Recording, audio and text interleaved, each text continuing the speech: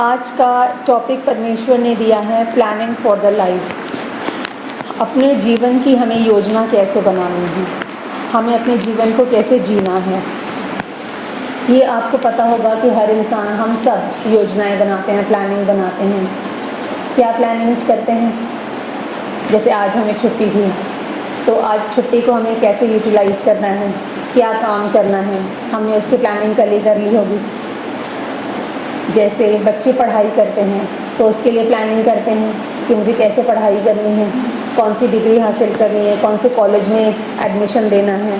आप लोग प्लानिंग करते हैं पेरेंट्स की, बच्चों की फ़ीस कैसे भरनी है, उसका पूरा अरेंजमेंट और पूरी प्लानिंग करनी पड़ती है। यानी हम हर काम के लिए प्लानिंग करते हैं, है ना। कुछ सोचते हैं, डिसाइड करते हैं और उसके हिसाब से फिर हम काम करते हैं। हम ऐसे नहीं करते हैं कि शहर के सबसे बड़े कॉलेज में एडमिशन दिला दिया, पता चले हमारे पास है ही नहीं उतना। यानी आप एक योजना बनाते हैं, प्लानिंग करते हैं, है ना। उस प्लानिंग के हिसाब से ही आप काम करते हैं। तो जैसे धन का भी आप प्लानिंग करते हैं, पैसों का, कि मुझे कितना पैसा कमाना चाहिए अगर मुझे बच्चों की पढ़ाई करवानी है, उस कॉलेज में करवानी है, उतनी फ़ीस भरनी है, या फिर आपके पैसों को कितना ज़्यादा आपको अर्न करना है, किस तरीके से इन्वेस्टमेंट करना है जो भविष्य में आपको किसी चीज़ की कोई कमी ना हो। ये सब हम प्लानिंग करते हैं। तो क्या इन प्लानिंग्स में हम अपने आप ही करते हैं, अपने पार्टनर के साथ बैठ के, बच्चों के साथ बैठ के? कुछ बातें बच्चों की प्लानिंग की नहीं होती हैं। कुछ बच्चे प्लानिंग करते हैं तो वो अपने फ्रेंड्स के साथ मिलकर बैठ के प्लानिंग करते हैं। वैसे ही आप अगर कुछ अपने लाइफ के लिए प्लानिंग करते हैं तो आप किससे मिलकर करते हैं? अपने लाइफ पार्टनर के साथ मिलकर करते हैं कि हमें ये चीज़ें करनी है, तो हमें इस तरीके से आगे बढ़ना होगा, ठीक है। चर्च में भी हम प्लानिंग करते हैं, करनी भी चाहिए। और जो प्लानिंग्स का अभी हमने बताया वो सारी प्लानिंग करनी भी चाहिए, लेकिन क्या वो सारी प्लानिंग सक्सेसफुल होती है? जो हम सोचते हैं वो हमेशा ही सक्सेसफुल होता है? नहीं होता। सेम एज चर्च में भी हर बार जो हम सोचते हैं क्या वो होता है? क्योंकि ये वन साइडेड डिसीजन है। हमने सोचा, हमने प्लान बनाया, लेकिन क्या परमेश्वर की मर्जी उसमें शामिल थी? क्या अपनी प्लानिंग बनाने से पहले हमने परमेश्वर से सलाह ली? क्या हमने परमेश्वर से पूछा? इसलिए कई बार सब कुछ प्लान अच्छे होने के बावजूद भी फेलियर्स हम देखते हैं, वो योजना सफल नहीं होती। ठीक है, आइए वचन देखते हैं। नीति वचन का 16 अध्याय का 3 पद। नीति वचन 16 अध्याय उसका 3 पद। अपने सारे कामों को यहोवा पर डाल दे, अपने कामों को यहोवा पर डाल दे, इससे तेरी कल्पनाएं या तेरी योजनाएं सिद्ध होंगी। हमें क्या करना है? अपने कामों को, हमारे जो भी काम है, छोटे से छोटा, बड़े से बड़ा, चाहे जो भी काम है, हमें क्या करना है? हमें यहोवा पर डालना है, हमें परमेश्वर पर डालना है। जब हम ऐसा करेंगे तो परमेश्वर हमारी योजनाओं को जो हमने बनाई हैं वो सफल करेगा। कई बार जो फेलियर्स को हम देखते हैं, हम वो फेलियर्स को नहीं देखेंगे, हम सक्सेस को देखेंगे, हम सफलता को देखेंगे। ठीक है, हमारी परमेश्वर हमारे मांगने से ज़्यादा हमें आशीष देते हैं। हमने प्लानिंग क्या बनाई? हमें इतना चाहिए, लेकिन उसके लिए हमें क्या करना चाहिए? आपकी जो भी प्लानिंग्स हैं एक पेपर पे लिखना है। फॉर एग्जांपल, बच्चों की फ़ीस भरनी है, या इस कॉलेज में एडमिशन चाहिए, या बच्चों की शादी करनी है, या हमें घर चाहिए, व्हाटएवर जो भी हमारी योजनाएं हैं, हमने सोचा है। कोशिश कीजिए हम 5 साल बाद हमें क्या चाहिए वो नहीं, हमें हर 6 महीने में, हर महीने में या हर साल में छोटी छोटी योजनाएं बनाएं। जब हम छोटी छोटी योजनाएं बनाएंगे कि अगले महीने तक मुझे क्या चाहिए, या आने वाले 6 महीनों के बाद मुझे क्या चाहिए, ये आप लिखेंगे और परमेश्वर के सामने रखेंगे तो और उस पर प्रार्थना करेंगे तो ये कहेंगे कि परमेश्वर, नीति वचन 16:3 में कहता है अपने कामों को मुझे यहोवा पर डालना है, आपको डाल देना है। मैंने अपनी योजनाओं को आपको समर्पित करती हूँ और मैं जानती हूँ कि आप मेरी योजना को सफल करेंगे, क्योंकि आप मुझे मांगने से ज़्यादा देने वाले परमेश्वर हैं। हमारे सोचने से भी कई गुना अच्छा हमारे लिए करने वाला परमेश्वर है। क्यों? क्योंकि हम कई बार अपने बारे में नहीं समझते, नहीं जानते, लेकिन परमेश्वर सब जानता है। हम नहीं समझते कि हम कहाँ हमें बदलाव की ज़रूरत है, लेकिन परमेश्वर जानता है। हम कहाँ एबल हैं, ज़्यादा कैपेबल हैं, हम नहीं जानते, लेकिन परमेश्वर हम जानता है और हमसे वैसा ही कार्य करवाता है। हमारी योजनाएं क्या सच में सही होती हैं? जो हम योजना बनाते हैं, क्या वो सारी योजनाएं सच में सही होती हैं? इंसान करता है अपनी बुद्धि के अनुसार, लेकिन परमेश्वर की बुद्धि अलग है, अद्भुत है, वो कभी फेल हो ही नहीं सकती। हम अपनी बुद्धि से जो कार्य करते हैं वो फेल हो सकता है, लेकिन परमेश्वर कभी फेल नहीं कर सकता हमें।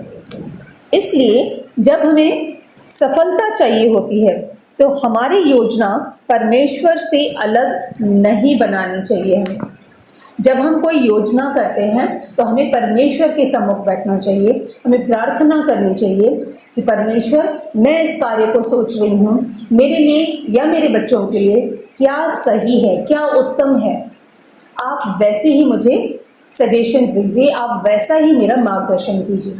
और जैसे जैसे पवित्र आत्मा आपको गाइड करती है, आपको उन बातों को, उन शब्दों को, उस तरह की प्लानिंग्स को आपको लिख देना है और हर दिन उस पर सुबह उठते से ही आपको प्रार्थना करनी है। ज़रूरी नहीं है प्रार्थनाएं बहुत लंबी हों, प्रार्थनाएं छोटी भी होती हैं। आप सुबह अपने प्रार्थनाओं में उस योजना को परमेश्वर के सम्मुख रखेंगे तो हम निश्चय ही सफल होंगे। अब हम कह रहे हैं कि हमें हर कार्य परमेश्वर को सौंपना है ना, अपनी योजनाओं को परमेश्वर को सौंपना है। तो इसका क्या अर्थ है? इसमें पहला पॉइंट है सहयोग करना। अब ये सहयोग करना कैसे होगा? सहयोग करना मतलब एक तो है कि हम सक्षम हैं, मुझे किसी और की ज़रूरत नहीं है, मैं सब कुछ कर सकती हूँ, इसलिए मैं जो बनाती हूँ मुझे उतना नॉलेज है इस चीज़ का, इसलिए मैंने अपनी प्लानिंग बनाई, अपना जो मैंने विजन देखा था मैंने प्लानिंग बनाई और मैंने कार्य करना शुरू कर दिया, बिना किसी और से सलाह लिए हुए, बिना परमेश्वर से पूछे हुए। ठीक है, जब हम ऐसा करते हैं तो एक तो घमंड आता है और दूसरा सेल्फ डिपेंडेंसी होती है, मतलब कि आत्मनिर्भरता होती है। जब पूरी तरीके से हम आत्मनिर्भर बनते हैं तो उसमें हर वक्त सक्सेस नहीं मिलती, सफलता भी होती है और असफलता भी होती है और साथ में घमंड भी आता है। और जहाँ घमंड आया वहाँ हमने शैतान को मौका दिया एंटर करने के लिए, उसके बाद तो फिसलना ही फिसलना है, गिरना ही गिरना है। इसलिए हमें, मैं सक्षम हूँ, मैं सब कुछ कर सकती हूँ, अकेले नहीं, बिना परमेश्वर के मैं कुछ नहीं कर सकती। हाँ, परमेश्वर के साथ मैं बहुत कुछ कर सकती हूँ। हमें यही बात अपने दिमाग को बार बार कहनी है और खुद को भी ये जाहिर करना है। और दूसरा है खुद की इच्छा को अलग रखना। खुद की इच्छा को अलग रखना यानी हमारी इच्छाएं चाहे जो भी हों, हम चाहे जो भी प्लानिंग्स कर रहे हैं, हम चाहे जो भी चाह रहे हैं, हमें क्या करना है? अपने आप को पीछे रखना है और परमेश्वर को आगे रखना है। हमें क्या कहना है? प्रभु, मेरी ये इच्छा है, लेकिन आपकी इच्छा मेरी इच्छा बन जाए, क्योंकि जब परमेश्वर की इच्छा हमारी इच्छा बनेगी तो वो डेफिनेटली पूरी होगी, है ना। और परमेश्वर जानता है अपने बच्चों को क्या चाहिए और वो हमारी इच्छा को पूरा करता है, बशर्ते हमारी इच्छा सही हो। अगर हम कोई गलत इच्छा रखेंगे तो क्या परमेश्वर उसे पूरा करेंगे? हरगिज़ नहीं। लेकिन हमारी इच्छा अगर परमेश्वर की महिमा के लिए है या फिर उसके वचन पर चलने के लिए है तो वो डेफिनेटली पूरा होगा। परमेश्वर कहीं हमारी इच्छाओं को पूरा ना करे ऐसा नहीं हो सकता। वो हमारी ज़रूरतों को भी पूरा करता है और हमारी इच्छाओं को भी, लेकिन सही इच्छा को, सुइच्छा यानी अच्छी इच्छा को, जो वैलिड है, जो सही है, उस इच्छा को पूरा करता है। जब हम ऐसा करते हैं कि खुद को परमेश्वर के बाद रखते हैं और पहले परमेश्वर को स्थान देते हैं, तो दो बातें होती हैं। एक तो हमारा विश्वास बढ़ता है। विश्वास क्यों बढ़ता है? क्योंकि प्रभु अपना कार्य करते जाते हैं, हमारी योजना सफल कर लेते हैं। तो एक तो हमारा विश्वास बढ़ता है और दूसरा क्या आती है? हमें दीनता आती है या फिर नम्रता आती है, जिसको कहें। नम्रता आती है तो क्या आता है? नम्रता आती है तो सम्मान मिलता है, महिमा आती है। आइए वचन देखते हैं किसमें लिखा हुआ है। नीति वचन का 15 अध्याय का 33 पद। यहोवा के भय मानने से शिक्षा प्राप्त होती है और महिमा से पहले नम्रता आती है। जब हम नम्र बनते हैं तो हमें सम्मान मिलता है। जब हम 33 जब हम नम्र होते हैं तो हमें सम्मान मिलता है। जब हम नम्र बनते हैं तो हमारी महिमा होती है। इसलिए हमें नम्र बनना चाहिए। और एक वचन देखते हैं, रोमियो का 12 अध्याय उसका 2 पद। क्योंकि परमेश्वर के पास हमारे लिए अच्छी योजनाएं हैं। हाँ, ये हो सकता है कि हमारी योजनाएं इतनी अच्छी ना हो, लेकिन प्रभु ने जो हमारे लिए योजनाएं बनाई हैं वो हमारी हानि के लिए नहीं, परंतु हमारे कुशल के लिए है। आइए वचन देखते हैं, रोमियो का 12 अध्याय और उसका 2 पद। और इस संसार के सदृश न बनो, परंतु तुम्हारी बुद्धि के नए हो जाने से तुम्हारा चाल चलन भी बदलता जाए, जिससे तुम परमेश्वर की भली और भावती और सिद्ध इच्छा अनुभव से मालूम करते रहो। हमें संसार के सदृश नहीं बनना, परंतु हमें अपनी बुद्धि को नया करना है। अपनी बुद्धि को नया कैसे करना है? अपनी आत्मा को नया करके, अपने चाल चलन को नया करके। जब हमारा चाल चलन बदलेगा तो हम परमेश्वर की भली और सिद्ध इच्छा मालूम करते जाएंगे। और जब परमेश्वर की इच्छा हमें पता चलती जाएगी और हम वैसे कार्य करेंगे तो वो डेफिनेटली पूरा होना ही होना है, उसमें तो कोई डाउट है ही नहीं। दूसरा है विश्वास रखना। हर सुबह हमें क्या करना है? अपनी योजना के बारे में, अपने प्लानिंग्स के बारे में परमेश्वर से बात करना है। जब हम ऐसा करेंगे और परमेश्वर हमारी इच्छाओं को, हमारी योजनाओं को पूरा करेंगे तो हमारा विश्वास बढ़ता जाएगा। अब ये विश्वास कैसा है? एक पास्टर थे, मुझे पास्टर का नाम याद नहीं आ रहा है। जब वो वचन प्रीच करने के लिए जाते थे तो सबसे पहले जो उन्हें बुलाता था, जो उन्हें इनवाइट करता था, तो उनसे क्या पूछते थे? कितना मिलेगा, कितना मिलेगा? ऐसा उन्होंने खुद पास्टर ने बताया।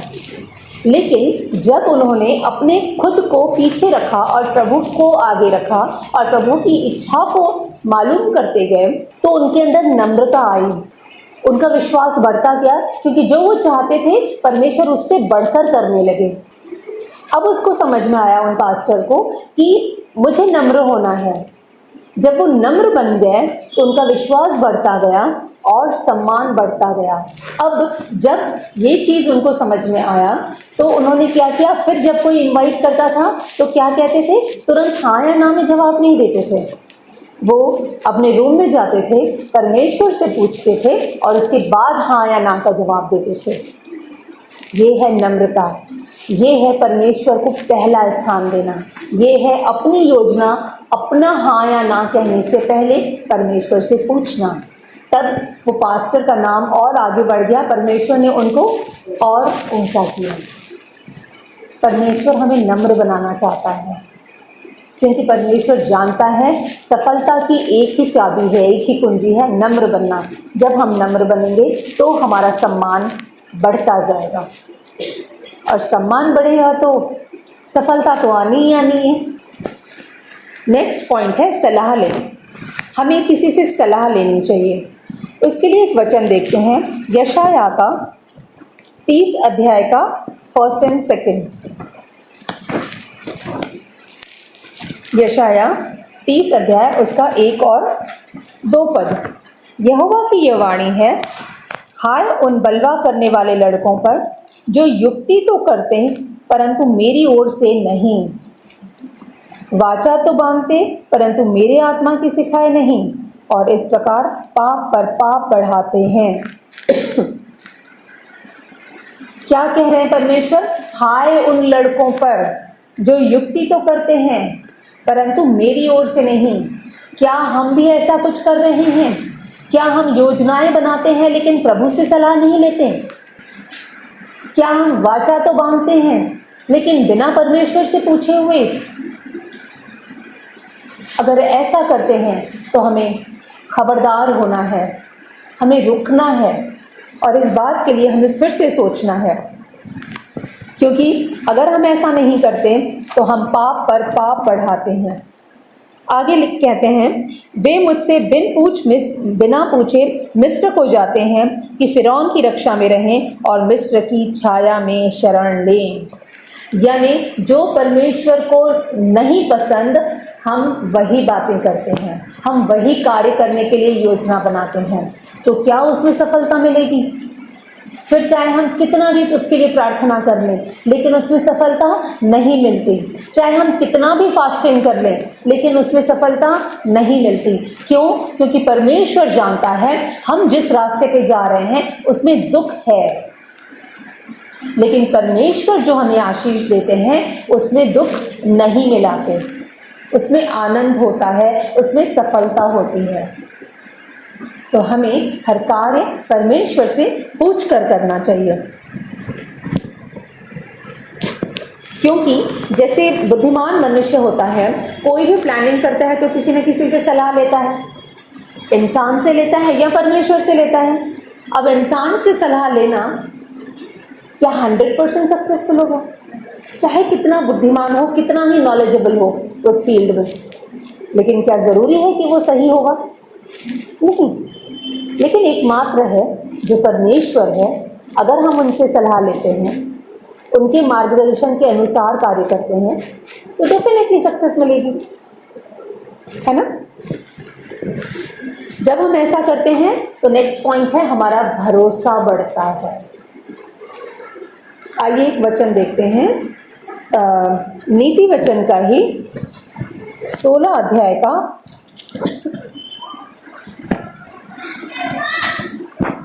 नीति वचन 16 अध्याय का 1 पद।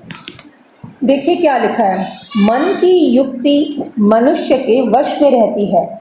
हमारा मन चंचल है, हम जो चाहते हैं मन वही सोचने के लिए मजबूर करता है, या फिर मन जो चाहता है हमें वही भगाने के लिए मजबूर करता है। हम वही जाना चाहते हैं, वही करना चाहते हैं जो हमें मन करवाता है। सही है? मन की युक्ति मनुष्य के वश में रहती है, परंतु मुंह से कहना यहोवा की ओर से होता है। क्योंकि मन चंचल है, वो 5 तरह की योजनाएं बनाएगा, 5 तरह की बातें सोचेगा, लेकिन मुंह से कहना यहोवा की ओर से होता है। इसका मतलब ये है, कई बार हमारा मन हमें कुछ और करने के लिए उत्साहित करता है, लेकिन हमें रुकना चाहिए, परमेश्वर से पूछना चाहिए। चाहे मन में 5 तरह की बातें हों, लेकिन हमारा ऐसा होना चाहिए कि हमारे मुंह से जो बात निकले वो यहोवा की ओर से हो। समझ में? और जब यहोवा की ओर से होगा, परमेश्वर की ओर से होगा, तो सफलता निश्चित है। आगे क्या लिखता है, मनुष्य का सारा चाल चलन अपनी दृष्टि में पवित्र ठहरता है। सही है, हम जो करते हैं हम समझते हैं कि हम बिल्कुल करेक्ट हैं, परंतु यहोवा मन को तौलता है। कई बार आप भी मुझे बहुत अच्छा समझते होंगे कि सिस्टर बहुत अच्छी है, लेकिन परमेश्वर जानता है, मेरे मन को देखता है। आप मेरे मन को नहीं देख सकते, मैं आपके मन को नहीं देख सकती, लेकिन परमेश्वर हमारे मन को तौलता है, देखता भी है और तौलता भी है। कि मेरे मन में कितनी सच्चाई है, और मेरे मन में जितनी सच्चाई होगी परमेश्वर हमें उतनी ज़्यादा सफलता देता जाता है। इसलिए हमें चेक करना है अपने मन को, क्योंकि परमेश्वर जो है हमें स्वतंत्रता देते हैं अपने जीवन को हम अपने हिसाब से बिताने के लिए। हम क्या चाहते हैं अपने जीवन के लिए? हम सफलता चाहते हैं, उन्नति चाहते हैं, आनंद चाहते हैं, यही सब चाहते हैं। परमेश्वर ने हमें आज़ादी दे दी है। आप क्या चाहते हैं आपकी लाइफ के लिए? आप पूरी प्लानिंग्स कीजिए। सिर्फ एक बात उन्होंने कही है, मुझे पहले रखो, परमेश्वर को पहला स्थान दो। उनसे पूछ के अगर हम वो काम करेंगे तो सब कुछ अच्छा होगा। और हमें पॉजिटिविटी के साथ करना चाहिए। जो भी हम काम करते हैं हम उसमें डाउट नहीं करना चाहिए। हमें जब ये कहा कि परमेश्वर को से सलाह लेकर परमेश्वर के मार्गदर्शन में हमने ये प्लानिंग की है, तो हमें पॉजिटिव रहना पड़ेगा, क्योंकि मन चंचल है। वो कई बार कहता है नहीं तुमने रॉन्ग कर रही हो, नहीं तुम गलत दिशा में जा रही हो। लेकिन अगर हमने परमेश्वर से पूछ कर किया है तो मन चाहे कहीं पे भी भटकाए, हमें भटकना नहीं चाहिए, हमें नेगेटिव नहीं सोचना चाहिए, हमें पॉजिटिविटी के साथ वो काम करना चाहिए। आइए एक वचन देखते हैं, रोमियो का 8:28। रोमियो 8:28, क्योंकि परमेश्वर ये हमसे प्रॉमिस करते हैं और हम जानते हैं कि जो लोग परमेश्वर से प्रेम रखते हैं उनके लिए सब बातें मिलकर भलाई ही को उत्पन्न करती हैं, अर्थात उन्हीं के लिए जो उसकी इच्छा के अनुसार बुलाए हुए हैं। परमेश्वर हमारे लिए भलाई के लिए सारी बातें करते हैं। हमारे लिए जो भी, कई बार हमारे लाइफ में कुछ ऐसा होता है जो हमने नहीं सोचा होता या हमें अच्छा नहीं लगता, लेकिन समय के बाद, एक समय के बाद हमें एहसास होता है कि ये जो हुआ था वो हमारे लिए सही था। इसका मतलब परमेश्वर जो हमारे लिए करते हैं वो सब कुछ भलाई के लिए ही, हमारी भलाई के लिए ही होता है। तो हमें कुछ अच्छा लग रहा हो या ना लग रहा हो, अगर परमेश्वर ने कहा है तो हमें पॉजिटिविटी के साथ वो कार्य करना है, बिना किसी डाउट के, बिना किसी शक के। जब हम ऐसा करेंगे तो परमेश्वर हमारे रास्तों को और ज़्यादा ओपन करता जाएगा और हमारे रास्तों को ईजी करता जाएगा। चाहे जो भी ब्रेकर्स आ रहे हैं या जो भी रुकावटें आ रही हैं, वो सारी रुकावटें परमेश्वर दूर करता जाएगा और हमारे रास्तों को आसान करता जाएगा। सिर्फ शर्त एक है कि हमें परमेश्वर पर पूरा का पूरा भरोसा रखना है। अपनी योजनाओं को बनाने से पहले परमेश्वर से सलाह लेनी है, उन योजनाओं को एक पेपर पे लिख देना है और हर सुबह उन योजनाओं के लिए परमेश्वर से प्रार्थना करनी है।